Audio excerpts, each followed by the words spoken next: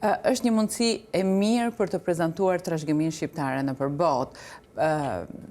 Gjithse cili kur bën pjesën e tij të punës, në fund fare çdo gjë del ashtu siç duhet. Dhe në këtë konferencë e cila u prezantua në Harvard, që është edhe si thua tempulli i shkencës apo i dijes dhe i rrëmimit i kulturave të ndryshme, pa diskutim që edhe prezenca e trashëgimisë kulturore shqiptare merr dhe një nivel tjetër në prezantimin kur ti e prezanton në këtë lloj mënyre, në këtë lloj konference. Dhe këtu referua mbi disa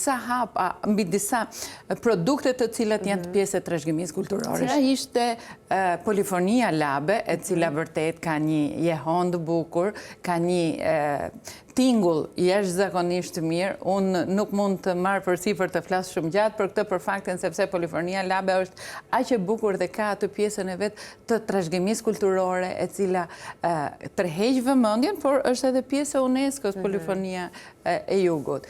Gjithashtu u referua mbi vallën dhe veshjen tradicionale shqiptare.